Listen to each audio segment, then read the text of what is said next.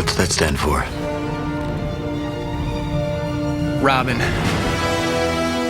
About 11 months after the first story was published in 1940, Robin was introduced, the first of the kid sidekicks ever.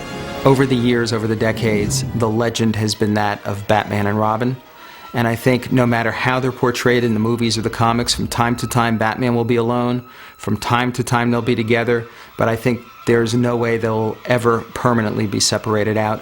And in the comics, in fact, there have now been several Robins who have been created to fill the role. What that allows you to do is to sort of get to Nightwing, who is the adult Robin character. And in fact, that is the costume that Chris wears in the movie. Who's your tailor? I took the liberty, sir. I was fascinated doing the movie just to kind of see what the story is like. Where did Robin come from? So what we did was we went back to the comic books and just started reading every version of Robin's origin story to say, you know what, let's at least honor the history that already exists. The legend of Dick Grayson in Batman comics is that he and his family, they are traveling acrobats with a circus. I brought in Dick Grayson, who becomes Robin, because his family has also been killed by a criminal. And he's a mirror of what happened to Bruce Wayne when he was younger, so he gets to relive that through another person. His parents died, and he's consumed with revenge. He can't think about anything else. There's fun to this truth that we find one way or another situations that force us to work through those things we haven't worked through from our own life. Whenever you go out at night, I'll be watching. And wherever Batman goes, I'm going to be right beside him. I mean, how are you going to stop me? I can stop you. I think Chris O'Donnell did a great job as Robin. He brought believability to the character. If the character in the movie had been 12 years old, as he was in the comic books when he started out, the believability factor, that suspension of disbelief, would have been strained really, I think, to the edge. But Chris, doing it the way he did at his age, was able to scale that and make it work. I was excited that I was in the right place at the right time. I suppose if they had done Robin in the first one, it wouldn't have been me, and I wouldn't have been a part of it. Not just a friend. A partner.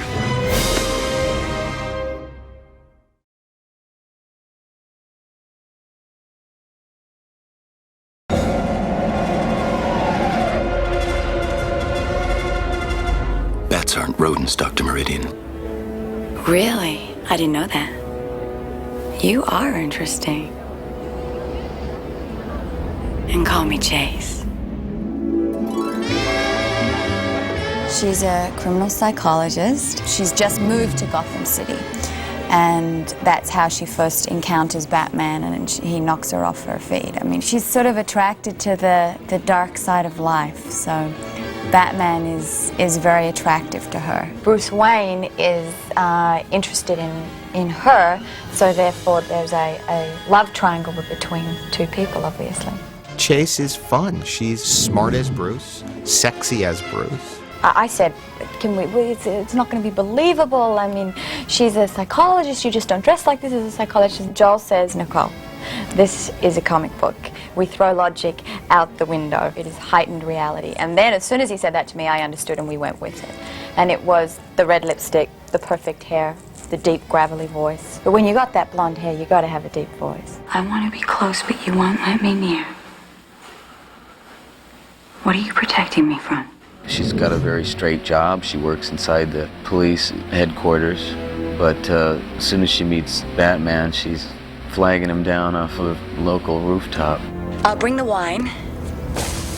You bring your scarred psyche. You know, we've never seen in a Batman movie anybody use the bat signal except Commissioner Gordon. So one has to admire the determination of such a beautiful young woman that she would just turn on the bat light so she could meet Batman. Finally, her arc is, you know, where she starts to explore her relationship with Bruce as well as her relationship with Batman, which are both completely different, even though it's the same person. Don't work too late. You can call me The Riddler. The Riddler's a origin and his personality, to a degree, always seems to change from every interpretation. He basically is Edward Nygma from the comic books on to the movies and animation, but they've always done a little bit of tweaking here and there to kind of make the character a little more current or give him more of a connection to Batman. The casting of Jim Carrey as the Riddler, after his performance in The Mask and a lot of stuff he had been doing on In Living Color, he could really become that kind of rubber-bodied character wearing the spandex, running around with the question marks all over him. Jim Carrey's performance as the Riddler was truly one of the great performances I've seen of a comic book villain. I think he took the elements of the comic book. There was what Frank Gorshin had brilliantly done in the TV series and made something really quite unique out of it. That's not gonna be good for me. I need an answer now. I think I deserve it. I'm sorry, Ed, then the answer is no. We had the license to basically decide for the first time how the Riddler became the Riddler. So that was like this privilege, like, oh, nobody else has done this. We get to define it. I thought the idea that he was somebody who worked for Bruce Wayne, yet was vastly unappreciated and held back, not necessarily by Wayne himself, but by the corporate system, was a very interesting way to go. He's quite brilliant in his field. He ends up getting fired, and so it's kind of revenge, but he also has a desire for Bruce Wayne's approval, and it kind of drives him a little crazy. You were supposed to understand. You see in Jim's eyes, you see the change, the flip over. Okay, I love this man, now I hate him. I'm now your enemy. I'll make you understand. And it's a beautifully played moment by Jim. Just beautiful. He nailed it. Exactly as we imagined it. Yeah. He's a sycophant, you know, he's like this stalker almost. And he's completely obsessed with Bruce Wayne. He loves the guy, you know, / hates him. It's about seeing somebody who is the guy that you'd love to be and resenting him for it, you know, and that's how it basically, you know, snowballs into this sick fantasy. This is your brain on the box. This is my brain on the box. Does anybody else feel like a fried egg? So he's sucking Gotham's brainwaves. He's devouring people's IQ. And so he just becomes a mega intellect, although he's mad, you know, so I mean intellect with madness is kind of a fun combination. Like the jacket? It keeps me safe when I'm jogging at night. He's not a very physical guy, except for he's very flamboyant.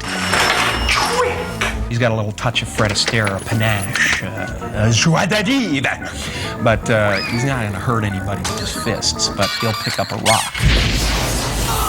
That's where you have to be careful. It's just a great character because it just takes on different forms, and he gets so full of energy and evil power that you know you just can't help but love playing that. It's just amazing. He rehearses and practices harder than anybody I've ever known. And when he comes to do the scene, it's all spontaneous, but within parameters that he's really worked out. His facial expressions, his body movements, how he uses the cane, how he uses his face. He's extraordinarily professional. You know, it's not who has the answers, it's who knows the questions.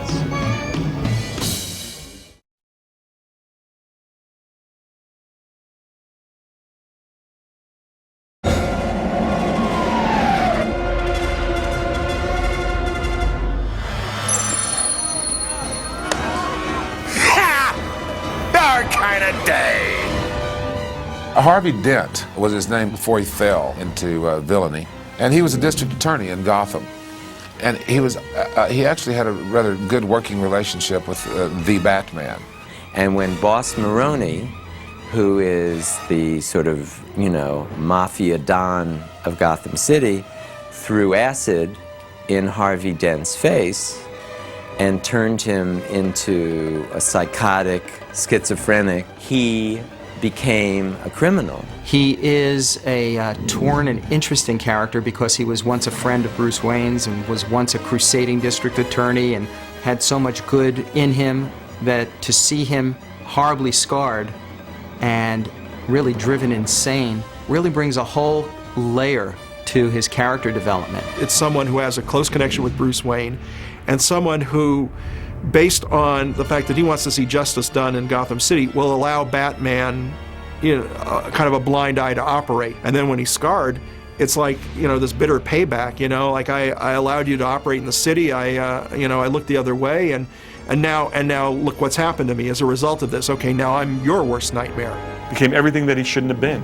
And ultimately, Batman could have went down that road too. It could have went to the excessive vigilante side, where he became just as bad as the criminals he fought. But he chose to hold himself back. Harvey did not. Nothing better than live bait to trap a bat. There's the wild card aspect of Two-Face, the flipping of the coin to decide whether or not he's going to do good or evil. That's something else that's wildly divergent, and it's a wonderful plot tool for characters in storytelling, because you don't know how the coin flip is going to turn out and how it's going to affect how the story is being told. I was a great fan of the comic book. As a child, Harvey Two-Face appeared in 1943. I was born in 46. In the sort of narrowly specialized area of Harvey Two-Face, I became a Bob Kane scholar and spoke to Bob about Harvey's background and did a good deal of research. Of course, Harvey is all about duality, Having said that, we now have a firm grasp of the obvious, and that's really all that's required.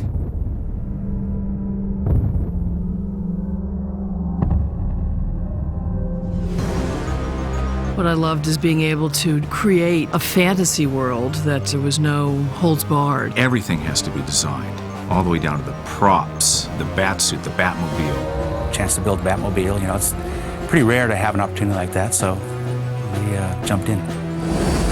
In Batman, you want to take people to a world that they don't go to every day. The fun of any of these is that you're doing something that nobody has done before in the way that you're going to do it.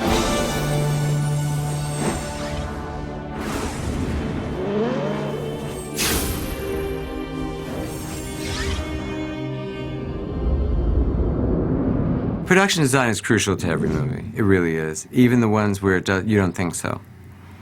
Because it's actually telling you the story. I mean, the place, the day, the weather, the storefront, the restaurant, the apartment is telling you so much information. Your eye gets so much information. It's as important as casting. It just should be invisible. In a movie like Batman, it shouldn't be invisible. I thought Barbara Ling would be brilliant for Batman. She's an extraordinary talent, and she has great imagination and great style, and she's just a force. And I thought Gotham City would be designed by a force. My job is really to bring the visual elements to create an overall world so that by the time costume starts and other departments, there is a look, there is a coloration to it, and there's research and imagery and drawings to be able to give to the other departments. It's funny, there's times when Barbara is so busy you almost have to take a number to see her, because she has her hands in every department, in every facet of the film, which is where she should be with it, bringing her creativity to it. From the very beginning, when he first asked me to do this with him, he said, let's make this completely our own thing. This was really Joel's Batman, and it was, his vision of what it should be. And it's, he was just said, there's nothing that we need to borrow from. The studio said, absolutely, it's Joel's, and it gave us a clean slate to be able to invent, from the Batmobile up, everything we wanted to.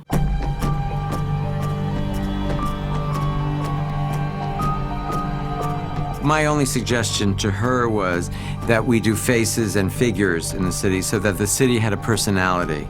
I didn't want it to be just monolithic or Gothic structures. I wanted it to have some life to it. I feel we became very organic in the nature of the human anatomy. Bringing that to the table, like a lot of the buildings you'll see in Gotham City reflect large statures of men and women.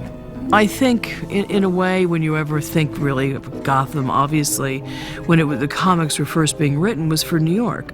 And, because New York in the 30s was giant and grand. So all this, the sense of scale of the sets, the proportions of the buildings, statues are all heightened to be bigger than man.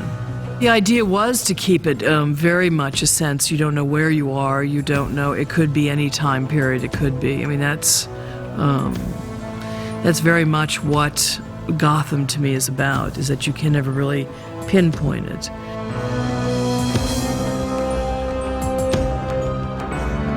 The idea, too, is that you're staying within mainly night, so neon becomes a very important element, and creating many influences of neon. The beautiful neon signs of the 20s and 30s that would have really taken, the look that you see kind of 42nd Street in old black and white photographs to what Tokyo has now, which is wild graphics on giant proportions.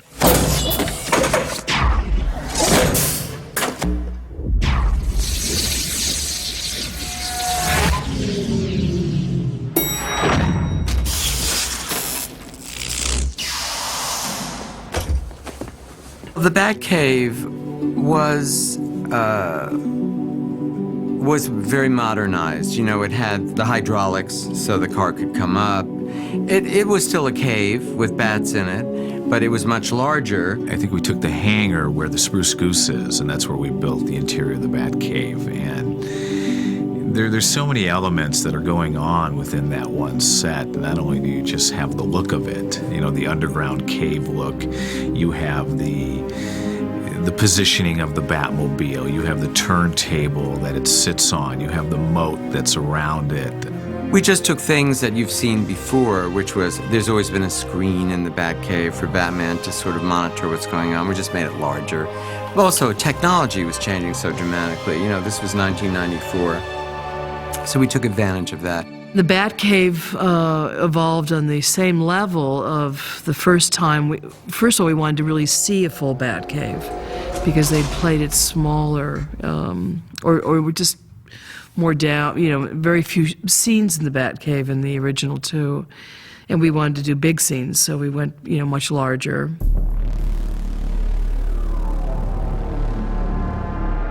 The Riddler Edward Nygma is this little nerd who starts out in a very narrow apartment, even with a clapper and his bicycle, and then he ultimately wants to run the world. So his lair at the end has all been created very recently, so it's very high-tech, lots of, neon and steel and glass, and it's very from the mind of an insane genius. The Riddler also is a jokester, and because he's always worn that really screaming green with the question marks on it, that's sort of, you start from there. You start from the green and sort of, move out from there. He's an incredible challenge, the Riddler, because, what do we knew what we were starting him in, but then, what is his world? And it evolved from like a little power plant, but then you had to have a core, and then this kind of globe, and then, it evolved and evolved to become this kind of mad world of his. And of course, I can't tell you how many question marks were made to before the ultimate question mark.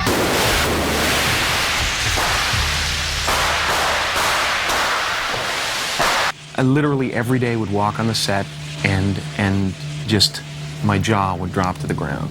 It was just amazing, and that's the exciting thing about Batman, about this movie, genre or whatever. It's big. I mean, it's like the best of every department coming together. I simply love what you've done with this place. Heavy metal meets house and garden. Beautiful. The fun of Harvey Two-Face is that he's a schizophrenic person, so, we designed an environment that was half and half. And he even had 2 girlfriends. That became, quite a challenge to figure out how to kind of cut the room or cut everything in half so that you have the bit of his world on either side of it. And, we went through a lot of progressions of like, how strange and gnarly this side of a couch could be to the normal side of the couch. he had such a definitive, I mean, in a way, when you're looking at somebody and they say, good, half is good and half is bad, you know, you have a much more definitive line to kind of go after. The great thing about Joel is he gave us a vision, you know, in terms as the team, you know, and the team was Barbara Ling, Tim Flattery, and Charlie and I, and a couple of our guys who were really ingenious designers as far as the vehicles went. The kind of process that we brought to it, to the project, was based on, you know, what you would do in a design studio. So we had access to technology that at that time was pretty cutting edge to General Motors. We worked with Barbara directly for about probably a 6-week period, developing 5 different concepts. There wasn't a lot of excitement with those 5 models, and Joel just wasn't feeling good about it, so he sent us back to start over again. I don't think he felt like something spectacularly different, which was interesting for me because I had worked on the original 5 models. The Batmobile in Batman Forever was the inspiration of that was really Giger. You know, Joel was very loved the idea of it being something more organic. He was inspired by a leather fetish magazine, of all places. That's probably going to get cut, but it was really organic, really animal-driven.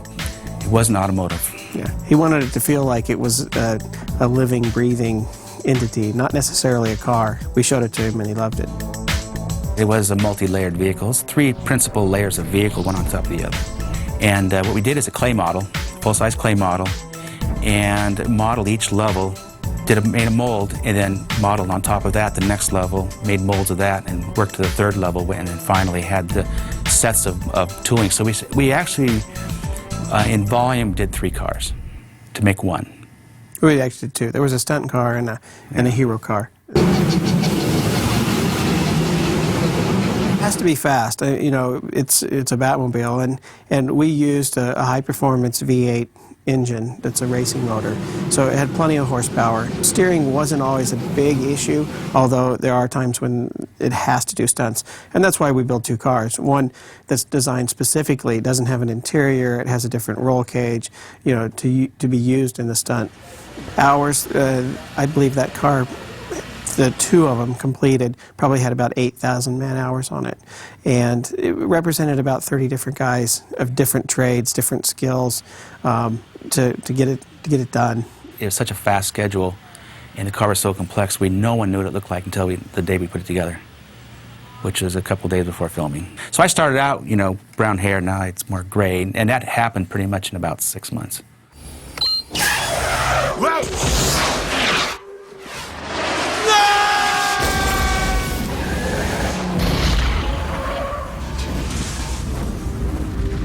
It was very much what Joel wanted to make, was, you know, a film that just kept moving, had an exciting energy of its own that just kept, you know, and it did. Everything good is hard, you know, and I think you have to enjoy what you do, and I do, and I did. It's everything, they're just choices to hopefully entertain you. There's no, you know, deep, dark intention except to entertain. It's to make as interesting and entertaining a Batman movie as you can.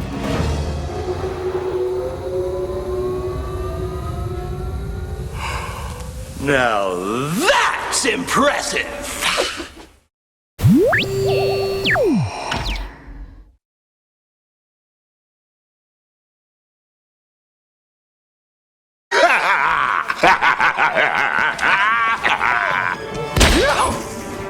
I love the science of the make-believe. I'm very happy to do anything that's not normal.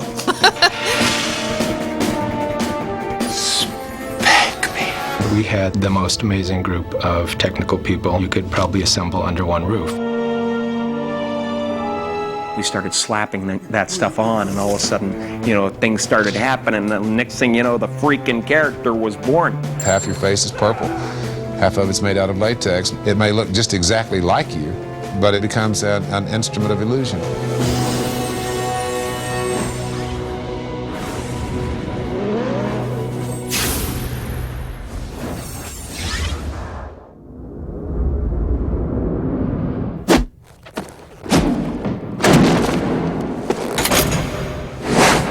I think Joel wanted these films to be lighthearted and more like the comic book and very colorful and very upbeat and very broad, which was a totally different approach than Tim had. I think what the studio was looking for was something maybe a bit more, almost like MTV-like in a way, if that makes sense to you.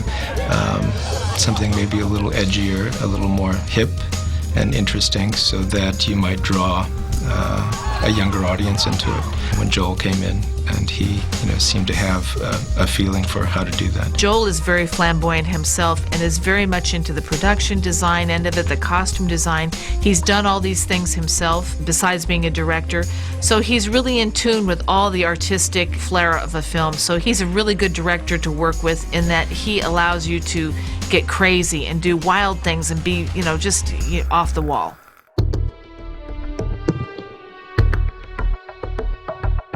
Bob Ringwood was the designer. He did the illustrations and worked with a couple of illustrators upstairs and gave us a really good idea of what he wanted it to look like. We just had to make that, interpret it into a 3D. Dave Murch was from England, was on the other show, and he dresses, so he has the whole mindset of how is this going to work as dressing on a daily basis, how is this going to work on a stunt guy, and I'm more of an engineer. Everyone wants the cape to articulate. They want to see it blowing in the breeze. Everyone says, how do we make the suit with the cape blow in the breeze? And that's very difficult to do that with flat latex. You'd have to have more than a fan to do that. We took what had been done for the original one and looked at it. It was originally a corset that was underneath a really hard foam suit. And we wanted to make something sleeker and something closer fitting to the body, and also something that where the hood came down and integrated into the cape, so you couldn't really see where it ended and disappeared. It was a pretty big leap from to the Val Kilmer from the original Michael Keaton costume. We also engineered a bunch of different kinds of costumes, like one for sitting in the car so that he didn't have to wear everything to just do the close-ups.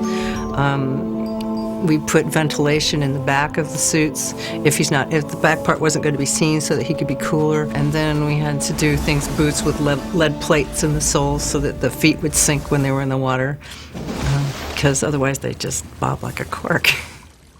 Nobody enjoyed wearing them, quite honestly, because in what's to enjoy, and what actor really wants to be covered up completely and only show his eyes and his mouth? Nobody that I know. Val Kilmer had a much more statuesque figure. That was his biggest contribution for us. It just was much easier for someone who was over 6 foot and thinner to make the suit look good, to be statuesque.